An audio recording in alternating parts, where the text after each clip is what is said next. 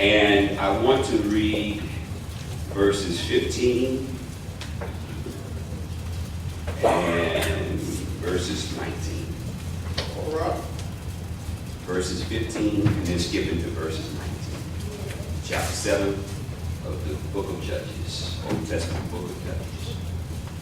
Familiar story, but a powerful, powerful witness here. And it reads as follows. And it was so, when Gideon heard the telling of the dream and the interpretation thereof, that he worshipped and returned into the host of Israel and said, Arise, for the Lord hath delivered into your hand the host of Midian. Skipping down to the 19th verse. So Gideon and the 100 men that were with him came unto the outside of the camp in the beginning of the middle watch, and they had but newly set the watch, and they blew the trumpets and brake the pitchers that were in their hands. This is the word of God for the people of God. You may be seated. Talk today, Dr. God's word. The worship before the noise. Worship. The worship before the noise. Somebody said one time when I walked into the church for the first time. As a matter of fact, it was a preacher. I'll never forget his name. It was Reverend Niles Williams, Birmingham, Alabama. Amen. And he said something very succinct. He said, if you are the redeemed of the Lord. All right. I didn't know what the Bible verse did. You ought to say so. Say so. You ought to make some noise. All right. And when you make some noise, it ought to be something that somebody can identify with, because it ought to be something somebody can take part in and right alongside with you. All right. But the problem is, oftentimes, what tends to happen is that we leave making noise up to somebody else. Because, see, we too busy going through our own troubles. All right. And we're too busy going through our own struggles. And we're too busy being busy. Uh-huh. Y'all. Some of y'all will get that on the way home. Sometimes we get so busy being busy, we tend to leave the Lord right on out of our business. All right now. And what we ended up doing is we end up going into the same hole that we can't seem to get out of. The same problems keep on coming that we can't seem to stop. The same folk acting up around us, and we don't even know that we probably the problem of why they acted up in the first place. All right now. But what happens is the fact that one of the things that tends to happen with making noise is that we tend to leave other folks out. Sometimes we leave our own self out. All right. Because we seem to think that we are above all that noise. How many of us ever said at one time or another that I don't know why they got to praise them like that? They don't take all of that. How many of us have actually gotten to a place where we may have been we've just been through the depths of bereavement. We've had tears flowing down our faces, and we are wondering how are we going to get over this mountain that we are in, and we wonder how we are ever going to make it on through. The valley is deep, and the river is wide. How am I going to make it on through? All right, boy. And then what ends up happening, we find out that the solution of the problem would have been, can I say that one more again? Say it again. The solution of the problem would have been if we would have dared to worship God before we started making all that noise. All right. Before we started making all that racket.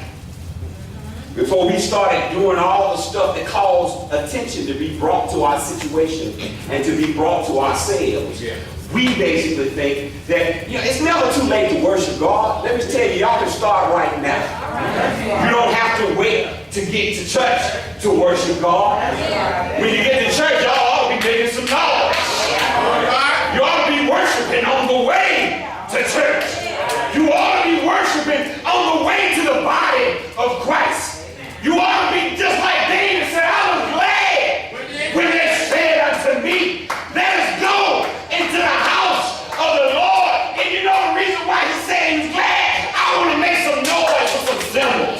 I want to make some noise with the timbrels. I want to make some noise with the harps. I want to make all kind of noise. Because I've already worshiped him. Yes, sir. So now I'm ready for the noise. See, Christian friends, there's good noise and there's bad noise. But here's the thing. The worship ought to lead to whatever noise that you're getting ready to experience. All right. There's worship.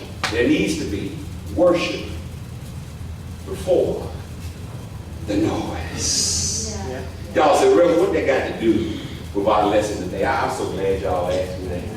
I see it in your face and say, I just read Judges the 6th, and you said 6th or 7th chapter. That ain't got nothing to do with nothing.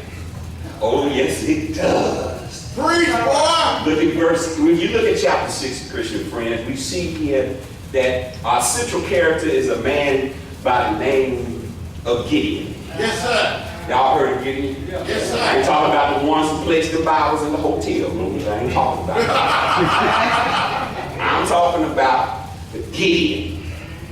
And one of the things that was interesting about Gideon, matter of fact, his name was given after the fact, even though it starts off in chapter 6 and in chapter 7, telling you what his name really is, that was given to him by the local town folks, Jerubbaal. And Jerubbaal just means up against Baal. Because see, Gideon was the one that tore down his daddy's altar. You see, it was Gideon that had to take he took 10 servants with him. And he actually said, you know what, God told him to go ahead and destroy the altar and a little post that comes beside that particular altar. And while he was actually doing the destruction, he said, listen, he got up in the morning, the town folk wanted to destroy this boy. But then here's the thing, his daddy said, y'all know about daddy sometimes, ain't it good to have a wise man in the house? He said, you married my boy for tearing down that altar. Well, it's right there, y'all. And if you actually that mad at my boy for tearing down my altar or that altar over there, then here's the thing, if he's a God that's a real God, he can defend his own self. He doesn't need nobody to defend him. If he's the God that you worship, you ain't got to destroy that boy. He'll destroy that boy. And they left him alone. And the reason why they left him alone, because they found out that maybe his dad was on to something. But the problem was the fact that when we actually see how all of this problem unfolded, he said, he got a call. An angel of the Lord came to him. And the angel of the Lord came to Jerubbaal, in other words, Gideon, and came to him and said, you know what? You a mighty man of valor. Mighty. This boy was the youngest boy of his dad's crew. And then he probably was one of the least of the tribes of the 12 tribes, the tribe that was the least of the 12 tribes of Israel. Lived up towards the north. Didn't even live down in the south with Benjamin and Judah. Lived up in the north there somewhere. All right. And what ended up happening was, he said, you know, one of the things that's about to happen, you're going to go ahead and see, about 7 years, they had these folks called the Ishmaelites, or they had these folks that actually were wanderers. They wandered every year during harvest time. How many of y'all know bullies? Y'all have bullies here coming to you. When you come to take your lunch money. Every single time you got something good, you got that dessert, you got your mind on that dessert that you about to go get at the lunchroom. And then the next thing you know, over to your favorite neighborhood, whatever, And then the next thing you know, the person that actually, it can seem like they catch you at the right time every single day. Come and give it, you already know what to do. Give me that lunch money. Well, for 7 years, all they had was the crops that they grew. All they had was the crop, not only to feed themselves, but to feed their animals. And also, they only had the circumstance where they actually had to sell that in order to survive. So it was like you had 150,000, can I say it one more again? 150,000 folks that came by camel and came by caravan to come and take your lunch money away from you. So during harvest time for 7 consecutive years, that's what they did. They were camped out, round about doing what they always do. And they always take, they don't just give it, they don't ask for it, they take what they wanted. So the Midianites, or the Ishmaelites, as we see, as it records in the Bible, are the ones that are traipsing their way into making sure that they were knowing they were the big kids on the block. Well, God raised up this man, but see, they didn't stay there. As soon as they got their stuff, they went and left. Or as the kids say, they got ghosts. All right. And since they gone got ghosts, they leave the Israelites with nothing. And that's tough, y'all. Imagine if y'all little picking cotton and somebody came and got all your cotton that you was picking, that you was depending on selling for your livelihood, and you were left with nothing but barren trees and barren bushes, no cotton left to sell or to even use for your own self. And that is the circumstance when we find ourselves into today's lesson. But then here's the thing that happened. Y'all know about the fleece. Yes, sir. Y'all heard that story? Same story. Then Jerubbaal, or Gideon, actually said, you know what? If you really want me to do this, Lord, how about I'm going to put this fleece on the threshing floor. And when I put this fleece on the threshing floor, I want you to wet it to keep the ground dry. Yes, Lord. God did it. Well, what I want you to do next time, well, I guess that wasn't enough, because see, threshing floor tend to dry out a little easy. So just to make sure that was you talking, I want you this time to keep the fleece dry and make the floor wet. And that's exactly what God did. Okay, I guess he go. And he went on and did exactly what God instructed him to do, to deliver the hands of the Midianites, the Ishmaelites, into his hand. But here's the thing that happened. After that occurred, we actually come, believe it or not, we come up to today's lesson and we actually see where in his Gideon, this boy had some problem with faith. My wife was just talking, that's my wife. And he was having some problems with his faith. It's kind of ironic that the 32nd verse of the very 11th chapter of Hebrews that my wife read, that one of the ones that he actually didn't want to count.